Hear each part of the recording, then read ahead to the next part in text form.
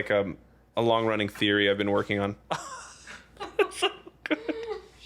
No, these are my grease pants. These are from Greece. What's up? What's up? I don't know. Come here, baby. Good start, everyone. Welcome to the podcast. I'm Dana. This is Words That Move Me. I'm stoked about this episode. Number one, because I am wearing my new Hokas. If you are an avid listener, a recent win of mine is that I have grown into a person who cares about the alignment of their spine and the comfort of their feet. So today we are celebrating that my Croc flops are out and my Hokas are in. And my dog seems to be very interested in them right now. And we're back. This episode with Phillip Chbeeb might be the most wrist roll interrupted episode ever. I apologize for that, and I don't. Number one, because Phillip Chbeeb is incredible, and number two, because wrist roll gave us a lot of great material to work with. I am so excited for you to enjoy this conversation. But first, some wins. My win today and yesterday, because yesterday was the women's breaking finals at the Olympics, and today was the men's breaking finals at the Olympics. The Olympics. It was an incredible day for dance in general, but specifically an incredible day for breaking as the culture, the craft, the art, and yes, the sport. We'll take that up another time, this whole sport versus art thing. But for today, I am celebrating along with the breaking community for all medalists and participants. What an incredible introduction to the Olympic Games. And also, as part of my win, shame on you, Los Angeles, for not voting to have breaking represented in the Los Angeles Olympic Games. Bummed. Is anyone excited about that? Crickets, even from Riz. So that's how you know. Thumbs down on Los Angeles Olympics 2028. Shall we shift the tone? Back to Phillip Chbeeb and things that are incredible. Oh, no. Your win. You get to go. It's tradition on the podcast. I want you to say out loud, what's going well in your world, even if it's that you took a cute, snoozy cue kind of a nap today. Or maybe you're celebrating also the Olympics. I don't know, my friend, but it is important. I do know that. Please say it out loud.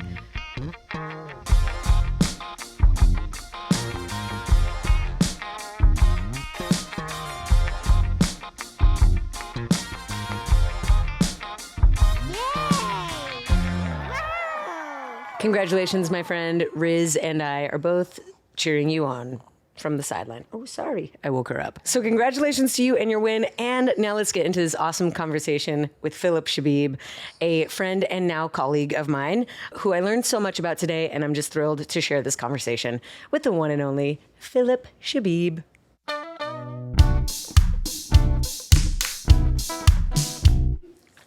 I thought Riz was going to thread for me. She kind of threaded her little tongue into my arm. That I was threading. Welcome to Words That Move Me. I'm Dana. This is Phillip Chbeeb. Hello. I feel like Christopher Scott every time I because he does that all the time. Yeah, he has his go-to jokes. Yes, yeah. I love welcome to the podcast. All my guests start the same way, and that is by introducing themselves. Shoot.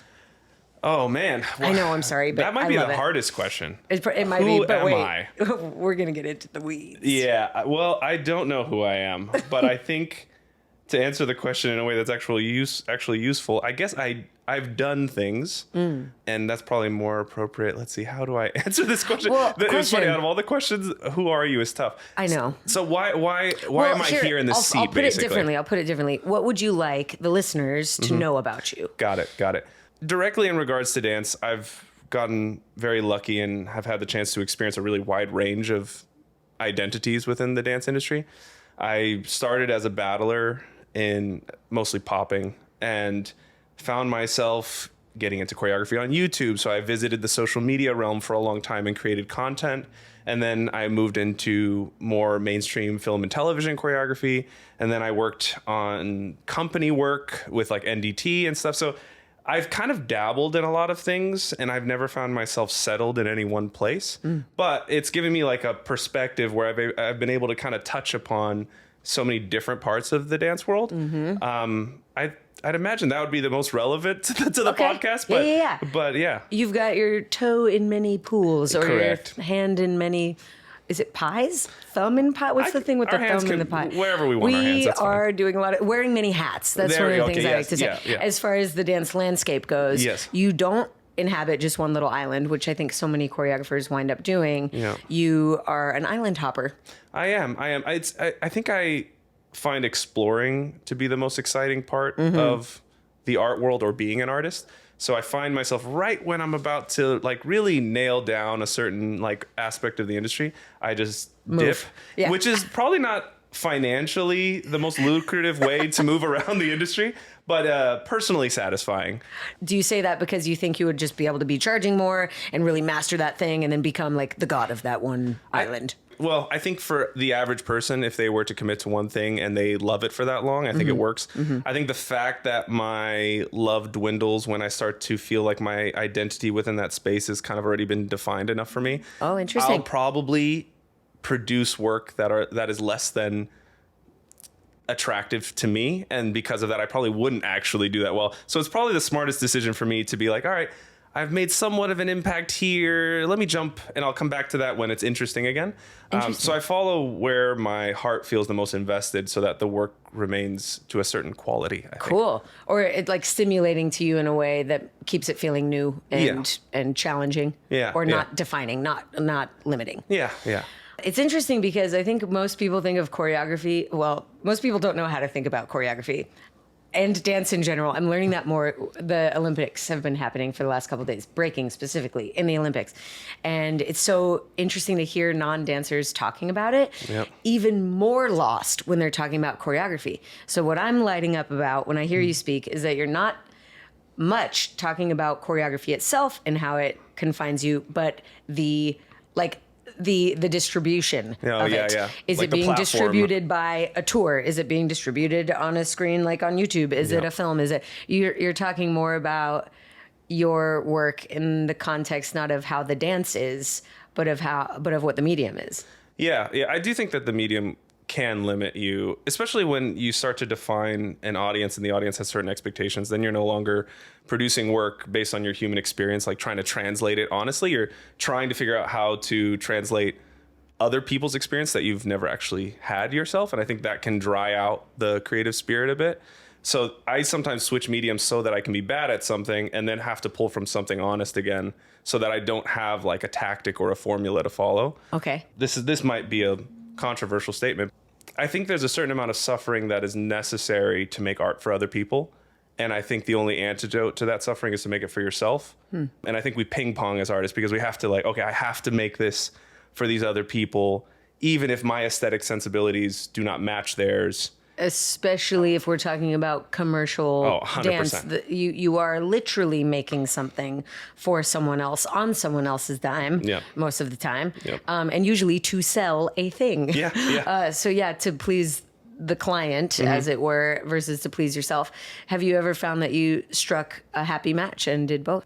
I think I'm always on the hunt for that. I feel like that's the holy grail of jobs, right? Like that partnership, that like I think there's sweet spot. versions of it that are definitely closer, but I find that like you have your own aesthetic taste because it's based on your values and your life and how you grew up, and it's very personal. And any derivation of that, you're basically having to look past your own taste in order to accommodate and serve someone else. So I think the benefit that I've gotten from jobs, like jobs that I've loved, has been because of the social interaction was so positive, not necessarily because the creative output was so positive. Yeah. Like if I'm just thinking about what I love about my craft, when I'm creating on my own, that's where I find the most love in the product.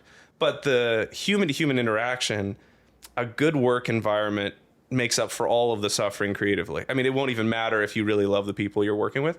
So I think that's what I look for in jobs more than like creative satisfaction. I'm like, it's probably not going to happen.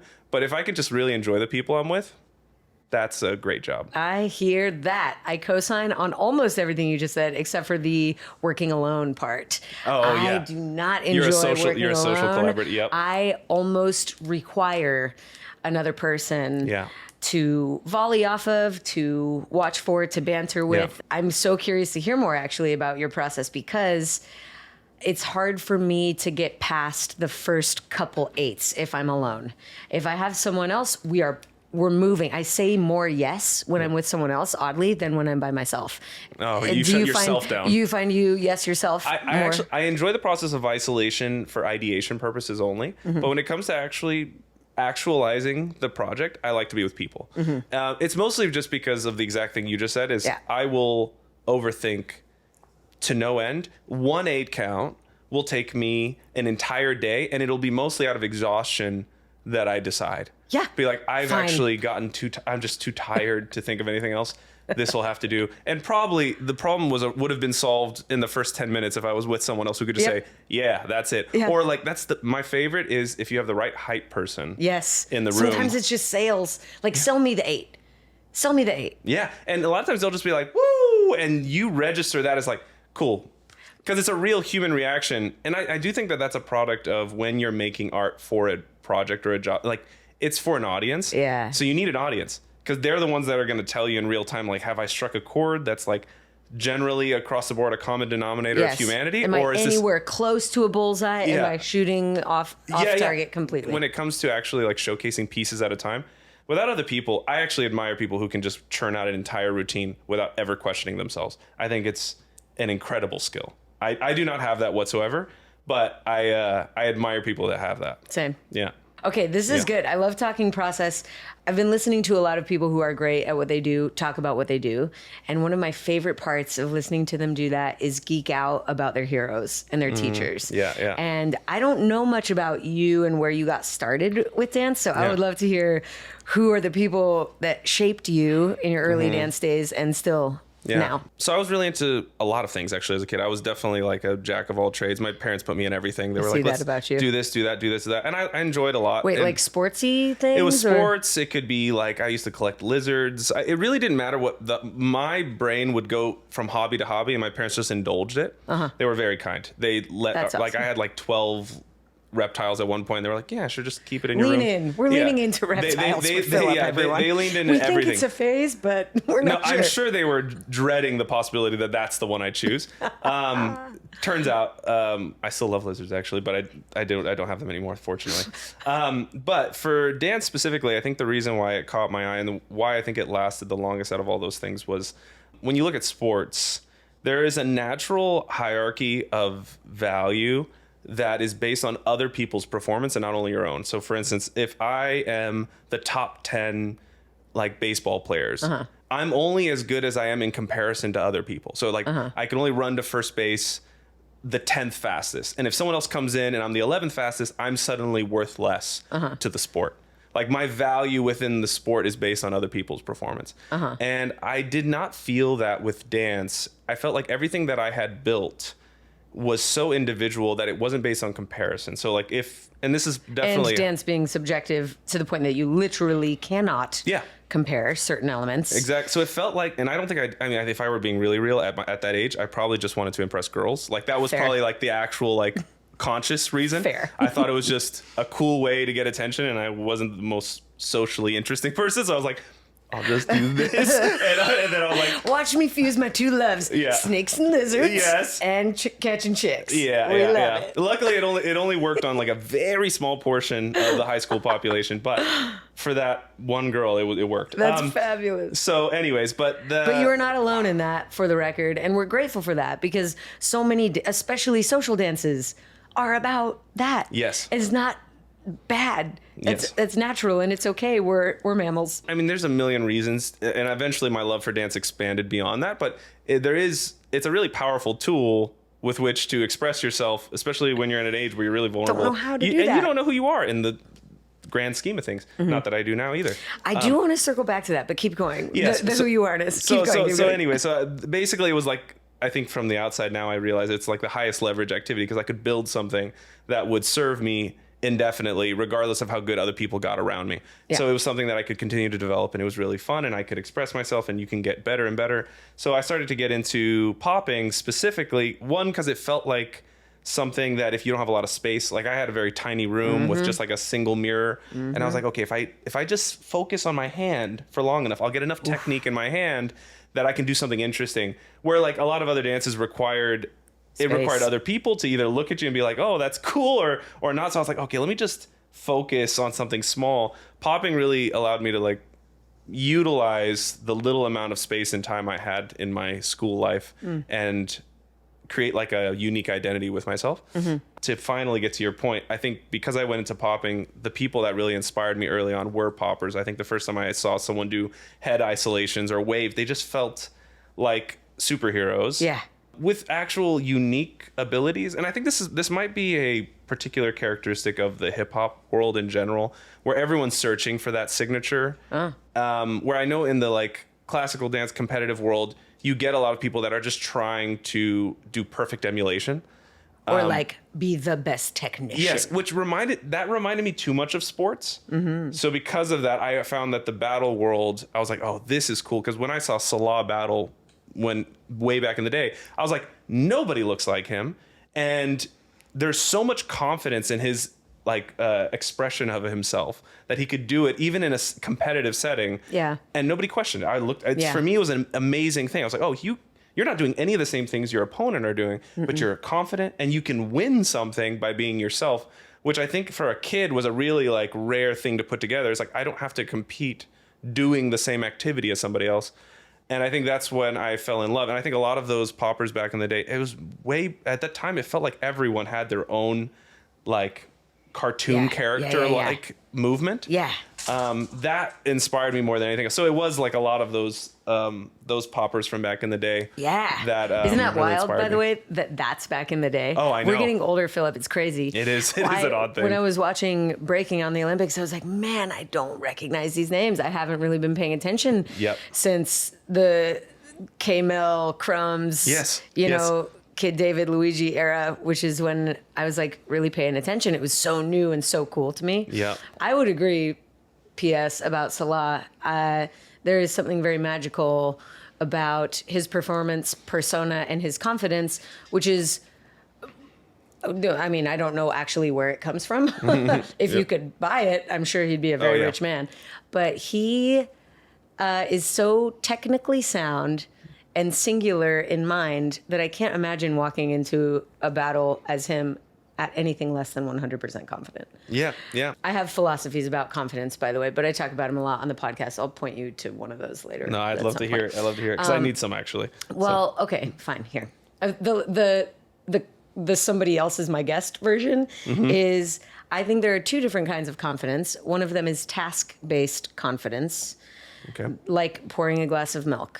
When I was 3 or 4, I would have to use both hands. They would shake. I would cry if I spilt it. It took total concentration. Yeah. Now I pour a glass of milk while I'm on the phone with one hand. I spill some. I wipe it with my elbow while I'm closing the fridge door, and we move on. Yeah.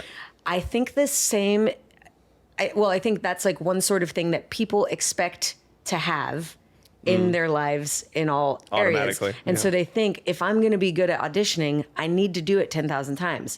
Or if I'm ever going to book a tour, I need to have done one already. And you see how that is a problem? Well, yeah, it's catch-22. Yeah, you can't do a thing that requires total confidence without having done it before if you believe in task-based confidence. Yeah. So enter self-confidence, which is simply a willingness to feel any feeling. As it comes. Period. Like if I walk into an audition willing to feel like a failure, willing to feel embarrassed, willing to feel like Beyonce, willing to feel like the envy of everyone. Yeah. That looks a lot like task-based confidence. It looks a whole lot like I've done this 1,000 times, but what it actually is simply the willingness to feel whatever comes up and know that I will be okay. Yeah. Because at this point in my life, my friend, I can't say I've felt it all, but pretty damn close when it comes to rejection and the things that usually come up along with auditions and the big uglies that kind of come with, you know, a day in the life of a dancer or artist in general. Yeah, I think I've felt a lot, but I know that I can. So that's where I get my confidence from, is just knowing that I can feel shit. No, it's smart. And I think it is that there is like a sense of, if you relinquish your resistance or your attempt to control the outcome of anything, you then suddenly become really inquisitive and you're like, yeah, exactly. Exactly. Yeah, yeah. This is self-confident. This is 3:05. Can we get her a? We're gonna pause for wrist roll snack. We're back. So that's confidence, and actually that's a really beautiful segue. I'm wondering, because you and I have orbited each other before. Oh. Yeah, get up there to eat the snack. That's good. And I've been an admirer of your work for a really long time. We have orbited each other, but never worked together until earlier this year. Yes. Working for Miss Paula Abdul. My God, little dog. Go ahead. Just pick your spot. There it is.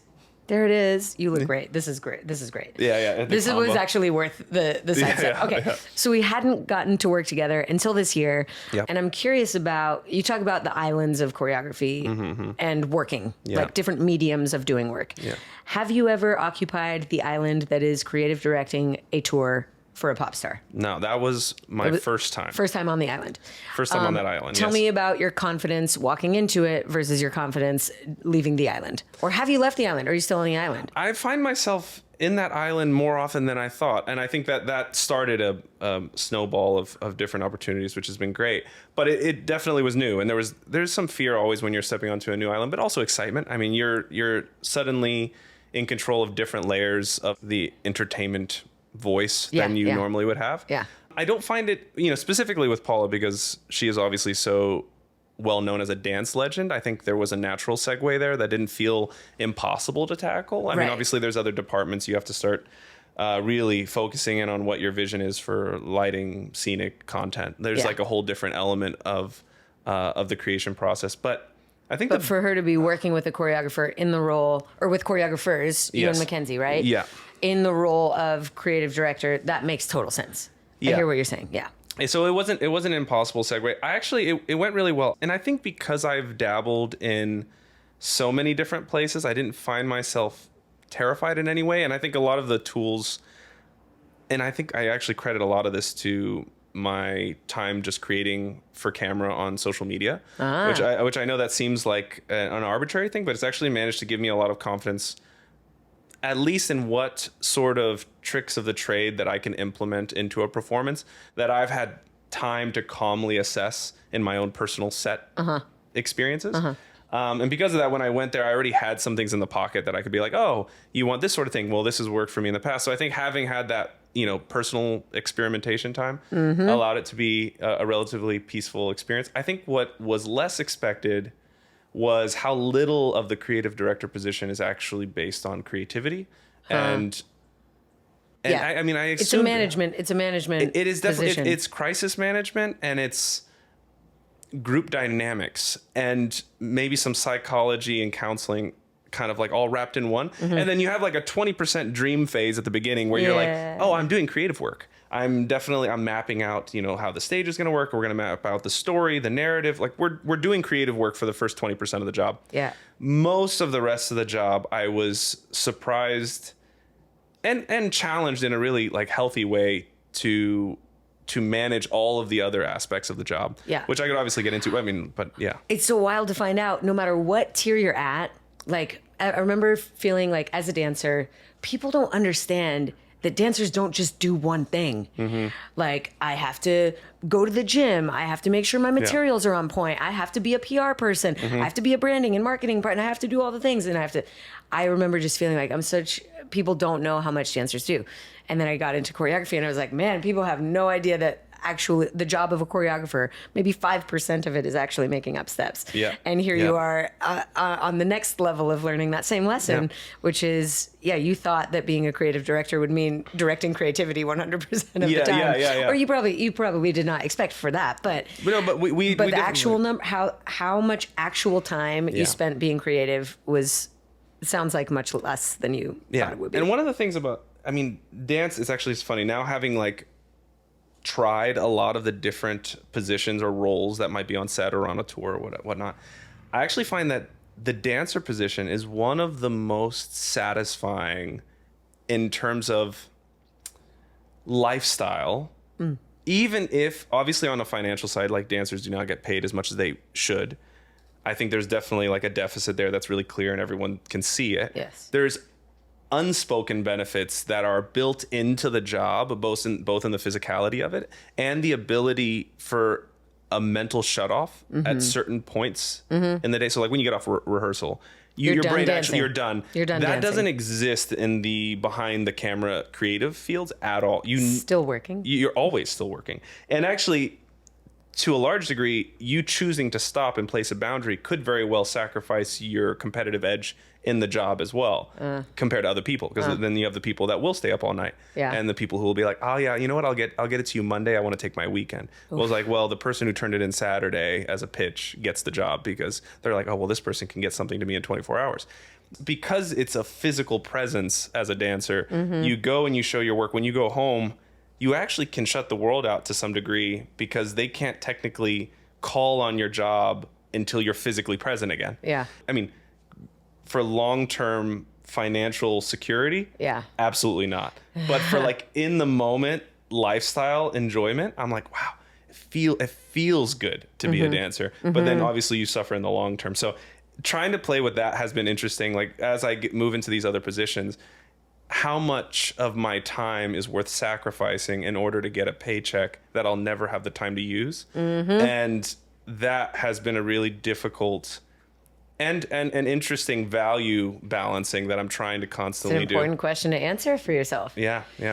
This is a beautiful segue, Phillip. Did not do it intentionally, but you're talking about lifestyle for dancers and, you know, the day-to-day, the quality of life, the values and pros and cons maybe of being a dancer. And I want to talk about Fable because I'm going to relay some words of praise in your direction that I heard via a friend of a friend of a, well, she's also a friend of mine. Her name is Taya Lee. Hey, Taya. Shout out, Taya. And she gave Fable a really great review. She said that everybody is out there to try to create the space that dancers need. But Fable is actually the space that dancers want. They want a plunge pool. They want an aesthetic. They want a bite to eat. They want to have a podcast. They want to and I think that is such a very cool thing. So I applaud you and the team for having created a place that we want. I mean, what do dancers need? Better rates, better working conditions, a retirement plan, health plan. Like we have needs, but really I want to feel peace. I want to feel good and strong in my body. I want to feel freedom. I want to find a place where I can use my voice. And so hats off to you for doing that. That is so nice. I mean, we've been in a bubble for almost 8 months trying to build it. So to know that anyone already is seeing value in it is amazing. And it's, Riley too. She loves it. It's actually quite nice to hear. I mean, the original purpose, it was actually built in as a flotation device for art. Should AI consume the industry of art in a way that's less than friendly to artists? Wow, that's a hell of a descriptor. It's a life raft. That was the hope, because at the end of the day, art isn't going to go anywhere from a human perspective. We want to express ourselves and we want to create, and we want to create for ourselves, if not for everyone else. And for some reason, if AI were to consume the industry, and we would have very little personal expression left to sell to people. There is still going to be a necessity for people, even for their own self-transformation, to create and to improve their skill in their own self-creation so they can better understand themselves. And we thought, I was like, okay, if we can nurture that early before any, and this is, I doubt there will be some catastrophic AI hostile takeover of the arts. But I think for us, we were like, well, no matter what, I want people to have a place to go where they can express themselves and also find that can be integrated into their daily lives in a way that isn't based on their, income or how much money they're making from it. It's like, let's not commodify art at all for a second. Wouldn't you just do it because it's good for you? Wouldn't you just do it because your life is improved by it? It brings people together. It enhances your self-awareness and on all these things and that self-confidence that you talk about. I think art is people's conduit to a lot of that. And you take that away simply because they can't sell it. People are going to be like, well, I'm not going to be an artist anymore because I can't sell it. And then little bits of us die. Exactly. And we were like, well, at least if they were going to stop selling their art, they'll still create it, because there's a place where they can go and feel good doing that without there having to be a monetary purpose for it. So how does one create a business where there isn't that same kind of monetary structure? How do you keep the place open? Yeah, well, we're figuring that out. So I'll be honest. We'll see if it actually works, because I think there is a sense where we're trying to avoid the Soho House system where it's exclusionary, and it's status driven.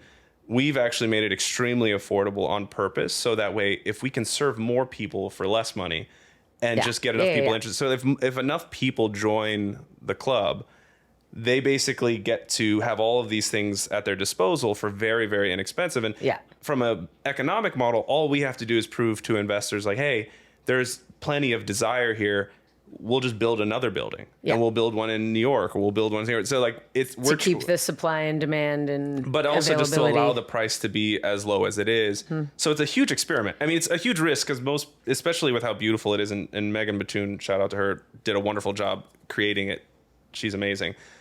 It looks expensive, and the equipment is all super expensive. So to take the risk of being like, we could just exclude everybody, be like, all right, the top 5% of earners basically can come in and do it. Yeah, we're making our money back and fast, please. Yeah, out of panic. You and you. But it wasn't why we built it in the first place. So we're just taking a stab at, let's just see if we have a large enough community that'll just be down to like gather, and we'll just get numbers over price. And now that's our current approach. Fantastic. We're learning a lot. I mean, God, artists as entrepreneurs, there's definitely like a bridge that is very difficult to cross, because all we care about is impact as artists. And you were like, wait, but I also need to keep the lights on, and there's people that will, like, eventually your bank is going to get drained. So trying to find that has been a crazy journey for the last 8 months. So we're like, okay, how do we make it so that way we're not just stealing money out of other people's pockets, but we're providing more value, but also capable of keeping ourselves functional. And that's the journey. What would you say is your biggest lesson learned? Like, ooh, shit, wish I knew that a year ago. I wouldn't necessarily change anything, because I think they were certain lessons are meant to be felt so you don't make them again. The only skill that really matters is how quickly you adapt to being wrong. And I actually find that the longer it took for us to adapt to being wrong, the more in jeopardy our business was at that moment. And when we can just quickly flip. Okay, we were wrong about that. Let's pivot. Let's pivot. And I think that's with a lot of things in general. It's like, how quickly can you recover from something going, unexpectedly? That seems to be like, I don't know, if I'm going to teach my kid something when he grows up, that would be the one skill. I'd be like, let's see how quick your turnaround time is. Nice. It's like, oh, you thought that was like a food you wanted to eat. It tasted bad. How quickly can you switch from being like, ugh, to the next thing? If I could just teach my kid that, I feel like he'd be successful at pretty much everything. Hi, this is my son. Quick pivot. Chbeeb. Yeah, quick pivot. Quick pivot might be my B-girl name. Look out. If I decide to take on Bregan, Quick Pivot Shabib is hard, though. That's tough. That might be a setup for the kid. Let's talk about parental excitement. What's our clock looking like right now? It's like a month away. I don't know. It's like five weeks since. Well, we don't really know. After it's starting to get to the point where we just have no idea now. Right. Well, because it could be at any point. Yeah. But the baby's ready. Heads down. Just post it up. Fully cooked. Yeah, ready he's to go. just like this, just waiting to dive out. We don't fully understand it. I don't think we will. Probably long after the birth has happened. Right. We're just constantly in awe of the constant change, and I don't know the if human body is insane. The human body is insane. It's insane. Outrageous. Which we always knew, because this is what we do. This is our instrument. Yeah. But you don't really know until you're like.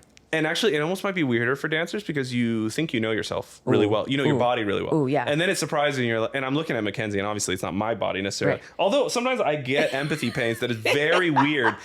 It has been really strange, and I know that's a thing, but I have actually gotten pains in the same places that she has at the same time. You're kidding me. Without any logical reason. That's wild. And I don't know, and sometimes she's making fun of me, because she'd be like, oh, my inner thigh. I was like, yeah, my inner thighs. And I'm like, what am I doing? This has nothing to do with me. Anyways, but there's a real thing there. It happens. I think it's like a real pain. You feel a real pain. For me, it feels like a real pain. Incredible. Like almost like I'm sore in an area, but I didn't work it out. That's incredible. Super weird. Yeah.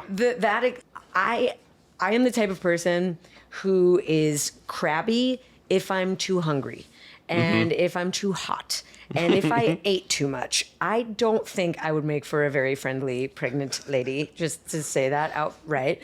And working with McKenzie on Paula, I had nothing but absolute respect and awe for her ability to manage multiple things at once, herself first and foremost, and then be still moving and kind and wonderful, being able to multitask, manage, like you said, personalities, deadlines, different departments, still be dancing in the room, dancing.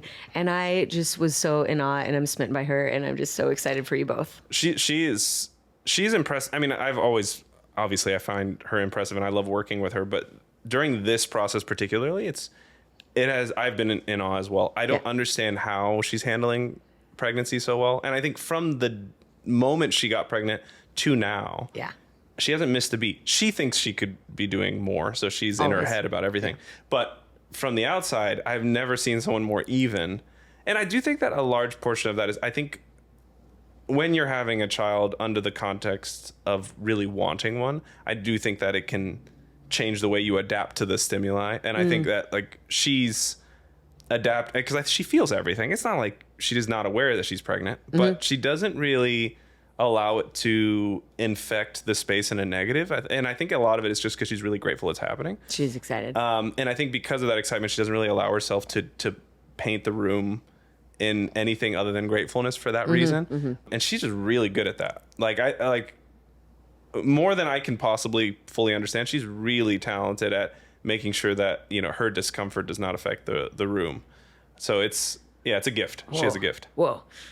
I cannot wait to have you on the podcast, McKenzie Shabib. I am stoked. And little micro Shabib someday. Okay, let's segue. Yes. I do want to talk, you mentioned about creating for social media and how that gave you a competitive edge going into pop star tour realm. And I think a lot of dancer choreographer types wouldn't draw a connection between the two. But to be honest, I can't think of a space that you wouldn't have a competitive edge on after having created for yourself so much on a small scale. But let's be honest, social media is not a small scale. Its reach is wide. And because trying to make a point, and because, I don't know, for several reasons, but probably mostly, first of which is the shareability of things. Because it's so shareable and because you can work fast and small, you wind up learning a lot in a short period of time. I'm boring her to tears, but I did 420 consecutive days videos on Instagram. I learned how to That's impressive. I learned how to dream up an idea, map it out, shop for what I would wear, find a location, set up a camera, actual camera shit that I had no idea about in the first place. Taught myself how to edit, learned how to deal with my, perfectionist attitude about finally shipping stuff. Those are lessons that apply no matter what medium you're working in. You must know how to do, or at least talk about doing all of those things. So I'm curious, now that you are working at high levels on different islands, what is your relationship like to social media now? And I know you're using it for a handful of different ways, right? A ton of different ways. I think you brought up a lot of really interesting points I can touch upon, but one of the most interesting ones is obviously when you make content, you have to play a bunch of roles. So that was the first thing you brought up. And I think that's 100% true. You have to dabble in every role of any production, at least to enough to have an opinion about it. Like, you may not be the best wardrobe designer, but you have to have an opinion because I think the pants need a gusset.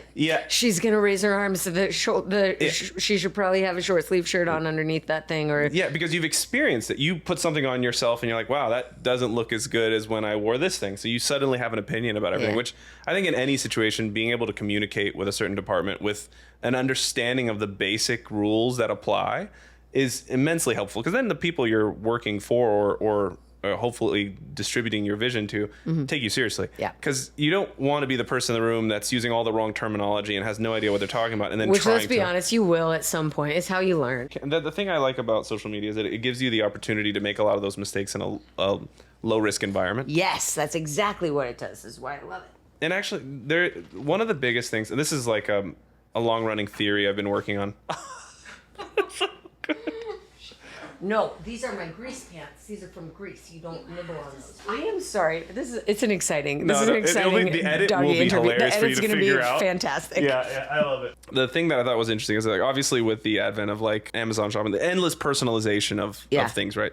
there's this sense that we have an ability to express ourselves more and more because there's more and more products, there's more and more ways to do things. We have access to more and more things. When that personalization options expand to infinity, we were talking about how you start making decisions out of exhaustion. You start making, and you have Fatigue. to now. And the problem is that now, once you get fatigued, instead of trusting your own intuitions because you can't fully trust them because there's too many options, you just end up asking someone else, what do you like? Yeah. And then you get that thing. What I did like about social media is that, and the reason why I think that's a problem, just to make it clear, is that I think if we don't have a sense of what we find beautiful ourselves outside of the influence of other people, we won't make choices that lead us towards a life surrounded by things that are beautiful. So if I don't know what's beautiful to me, I might be so exhausted with all the options that I'll be like, hey, Dana, what do you think is beautiful? Oh, you think that's beautiful? I'll get that too. But then when I'm actually existing with that choice, I'm like, something's wrong with my life. I feel incomplete. Like nothing around me feels actually valuable. But it's because you based your choices off of someone else's aesthetic taste. Interesting. And I say aesthetic taste, but it just means like what's The results of their, yeah. you know, Because I think a beautiful life can be a life surrounded by things that you think are valuable. Because I think beauty is just based on our perception of value. But I think with social media, the nice thing is the fact that you can develop a personal aesthetic taste. Hopefully, now this is tough because the minute you start taking the comments seriously, then suddenly it's swerved again. We're back to talking about audiences and art again. I am so curious, who decides if the art is good? What do you think? Or who decides if it's art? First of all. No, it's a good point. My personal definition of art is, how do I put this? This is going to be deeper than it needs to be, but maybe we can extrapolate it so that it can be more useful.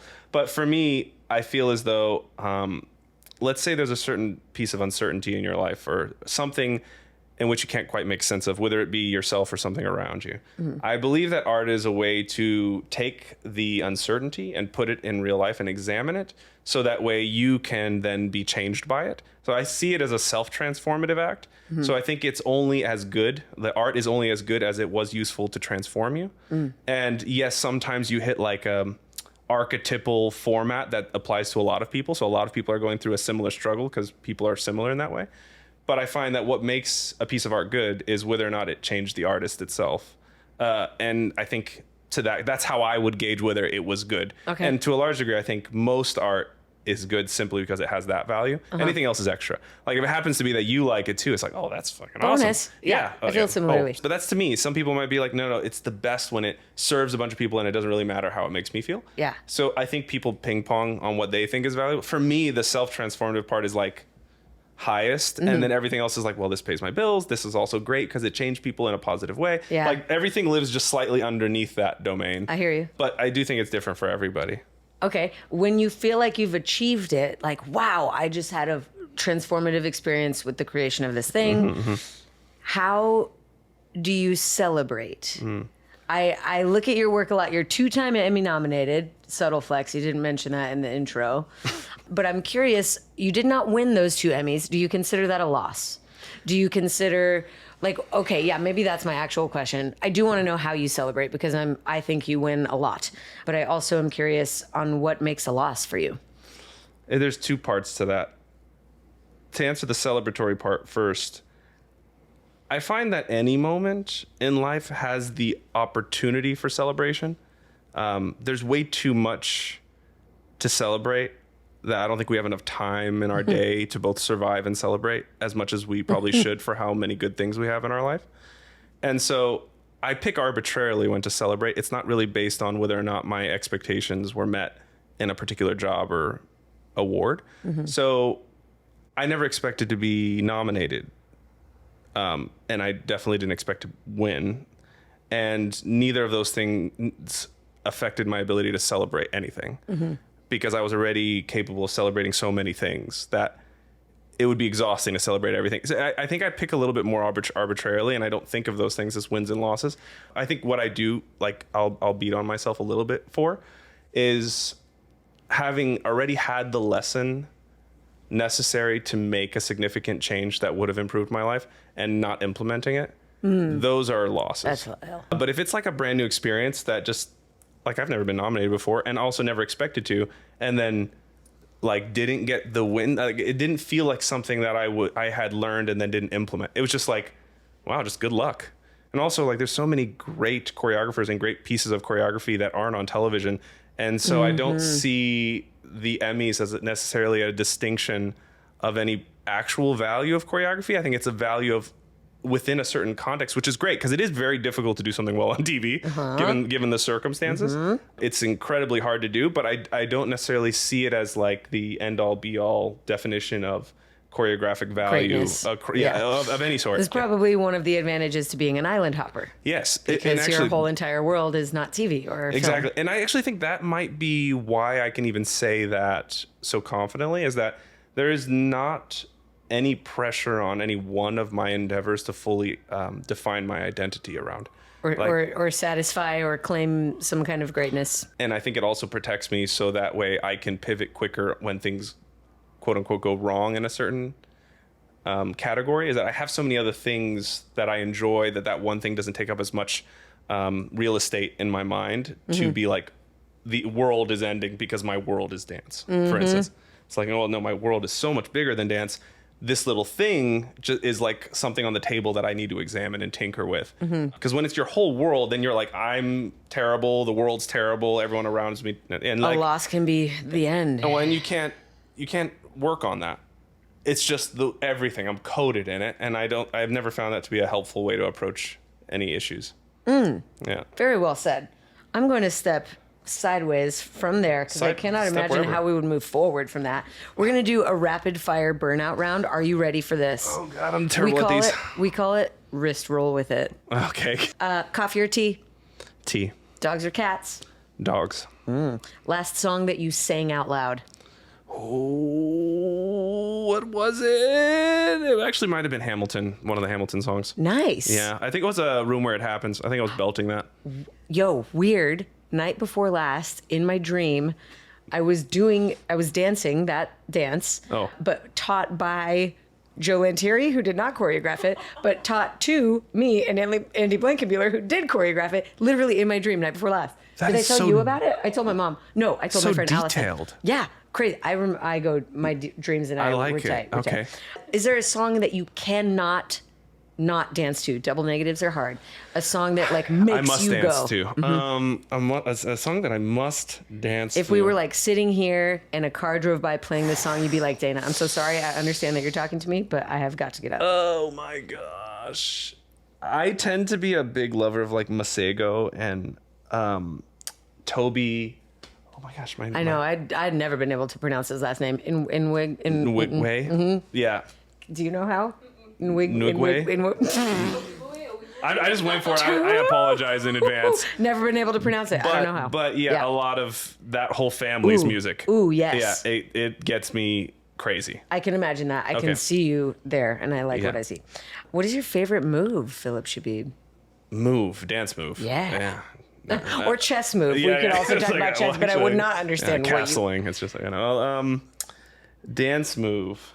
My favorite dance move. Yes, what is your favorite dance move? Why has that not been asked to me? Can I tell you what I think your favorite dance move is? I would love to know. Threading in general, honestly, just like all the time. Yeah, if there's a hole, I'm going through it. Yeah, that's it's gonna happen. Honestly, I'll take that. Take that. That feels good. What is a move that you would delete from like the vocabulary in general? Like get rid of it. We're not ever gonna see it again. From dance vocabulary or mine? It's gone. Oh my gosh. I know. Ever? No, I know. Yeah. Ever? Yeah. No, there's gonna be one. It's hard, but someone's got to do it. Oh man. The last thing that you saw done and you were like, oh, I wish you hadn't do that. Wish you hadn't done that. I don't know, because I think the first thing that comes to mind for any dancer is going to be a set of TikTok dances that have been overdone. Oh, a phrase. There's probably a number of them that are probably ready to retire. Yes. For their sake. Yes. For the dance's sake. Yes. I feel like they've for all of our sake. They've earned their keep. I think they're ready for retirement. I think there's a lot of them. My brain tries to like. There's a couple that live in this area. Yeah. And there's like a whole from here to here different arrangements of the same choreography that could all probably get retired, at least for like 10 years. Phillip, I just want you to know that you just went from not wanting to get rid of a move to deleting a whole compartment of moves. Yeah. Anything that Anything exists that from lives here, right which here. includes all A of my lot of dancing. your work. Yeah, a lot of my work also needs to go. That's yeah. so funny. Yeah. I love that. I think we're all contrarian. It's wonderful. Yes, agreed. Okay, what is your favorite word? This is an old answer, but I haven't thought about it in a while. But tranquilizer is a nice move. Tranquilizer. It is rad that it is not what it seems to be. At all. When you set out, you're like, tranquilizer, like, Yeah. gotcha. Yeah, You yeah. thought I was your friend. Yeah, You it's- thought we were on a lazy river. You're electrocuted. Yeah, I like the You're- contradiction of it. Yeah. Tranquilizer. it's That is fantastic. That might be my favorite answer to this question ever. Yeah, it's a good word.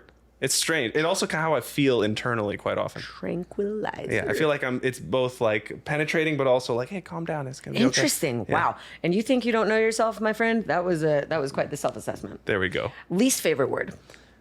Least favorite word. So I don't have a problem with moist. I don't have a problem with. It's funny. Knob. When I met McKenzie, she had a problem with the word duffel. Love duffel. I have no problem with duffel, but something with the full part of duffel troubled her. She's gotten over it since, but Oh my god. but that was So glad that I know that now. yeah. But Duffel kerfuffle. yeah, And I'll do a shuffle. I wonder how much of that she could handle I am before she just so explodes. sorry, girl. I will get it out now before she comes on. I don't Yes. think. I think she'd be fine now. But there was a period of time where I just could not say the word duffel. I don't. Do I have words that I dislike? I'm sure I do. There's sure got to you be do. something. Niche. Good one. Niche, I think, is overused. I think it And also people is don't exactly know how to say it. Is it niche? It's Is it overly niche? sexified. Like everyone thinks it's sexy. Yeah. It's To know it's about a niche It's like market. yeah, and I like you need to find your niche. And Fuck your niche. That's what I think. yeah, I think so, Sorta. and I think that's why I think the amount of conversations around, and I understand that like.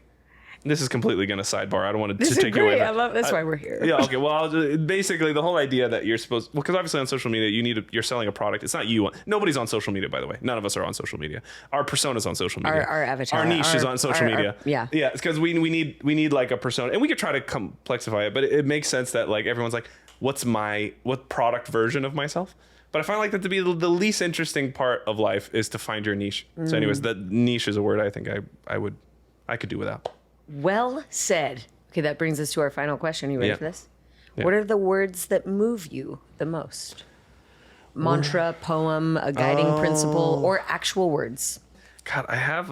It's funny. I actually keep a list of like personal mantras in a list on my phone, but I'm trying to think of one that You can go grab your phone. I will not think less of you.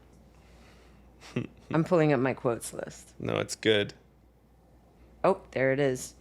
It's actually tough because I actually Holy shit. talk to me. This is pertinent. Yeah. To explore an issue and to use a medium to its utmost are the preconditions for becoming an artist. That was Michael Rabiger. I have no idea why. I don't know who that is. But it got you. And per our conversation today, to explore an issue and to use a medium to its utmost are the preconditions for becoming an artist. Should that work be transformative? That is what makes a great artist. That's the Phillip Chbeeb Fascinating. tagline on Fascinating. the end of that, but that is crazy. That is coupled alongside a T.S. Eliot quote that says, "It is the function of all art to give us some perception of an order in life by imposing order on it." Damn you, T.S. Eliot. That one's really good. It is the function of all art to give us some perception of an order in life by imposing order on it. Cool. So what were your words that move you again? Sorry. No. I honestly, I mean, it's actually funny because most of my brain thinks in just concepts, so I don't have like these like a quippy- nugget. I mean, I probably do somewhere because I write all the time, and Yeah. I mean, I have like a whole part of my life that's just writing. But I think that it's interesting. That last quote it actually moved me in an interesting way because I do believe that a lot of our life is certainty and uncertainty, and I actually do. I can understand that definition of art so deeply where you have something that's why I even said earlier the idea that something is uncertain within you and then you put it out into the world in some sort of structure that you can analyze and be like, oh, okay, that makes more sense of my problem. That's even why the disorder in my Yeah. world I had to organize and then Yeah. made it into this one thing. Take a it's look. even like stories for movies. I mean, I'm getting off track. You can cut all this out. I love it. But the idea that like in movies, you have these characters that are like your hero, but really what they're is like, okay, I'm going to show you as an audience member going through this problem, and then I'm going to show you your way out of it by like letting the character play out all of the conflicts that you're going through. And then you're going to now adopt it and be like, oh, okay, I can change in the same way the hero changed. And so that I can get out of the problem I'm currently stuck in because I've now seen the whole pathway to the light. And I think that all art does that to some capacity. You just don't realize sometimes it's unconscious, the train of thought, how to get there. But it is like a pathway to escaping the boundaries you've put on yourself. Yeah. And that T.S. Eliot one feels like it hits home in that regard. Yo, Phillip, you just earned yourself one more rapid fire question. Oh, no. Because you had to mention superheroes, and now I'm curious. If you had a superpower, what would it be? Telepathy. But I'd like selective telepathy. Yeah. I don't want that, like, you I hear 30 all people. The voices. No, that seems, I mean, our real world feels like that with social media. I would actually prefer selective telepathy, but I think it might cut. I wouldn't mind if it worked both ways for this reason. This is actually the only reason. Ooh. A lot of people want it to be like, I just want to examine your brain, but I don't want you to hear mine. But you would allow yourself I'm totally to fine. be. No, because imagine having nothing to hide at all. Now, obviously, people might think you're insane, but hopefully, if you're also hearing their brain, you're hearing all of their weirdness and their darkness and stuff. So it cuts through everything that keeps us from being like truly connected as people. And then you're like, oh, okay, I have nothing to hide. I can't imagine how much energy I expend trying to hide pieces of myself all day. Ooh. So the reverse of the telepathy would be, I would love that to be selective. So like every time I read your mind, you can also read mine. Interesting. I might be with you on that, but for a different reason. And that is because feeling misunderstood is one of my least favorite feelings. And if I could selectively just say like, no, just hear me and not have to use words that get confuddled. And sometimes I just choose the wrong one, like confuddled or kerduffled. I said that instead of kerfuffled. Sorry, that was from again. Yeah, I'll make sure to give her that soundbite. If it meant that you could just get it without me having to articulate it, man, that would be kind of nice. Yeah. And well, it's actually funny coming from you because you're a really good communicator. Oh, thanks. So I feel like it's probably really rare that you ever, well, it's probably because of your fear of getting misunderstood. Exactly. You're so right. Oh, no. Yeah. No, but it's fine. If it's mental, it's okay. I was like, do we remove the fear and then we remove the ability that was born out of the fear? Oh, interesting. No. We still have the ability. We still have the ability. We're still very aware. In this alternate universe. Yeah. Okay, thank God. I do really get off on communication. It's one of my favorite qualities in a collaborator or in a partner. I really like talking stuff out. In fact, as I get older, there are times, like right this very second, that I would prefer to talk about dance than be dancing. Because I love, like, thinking about dance gives me endorphins. Like, I get jacked by it. Yeah. Woke up at 6:30 to be watching the Olympics today. I love it. But man, things hurt.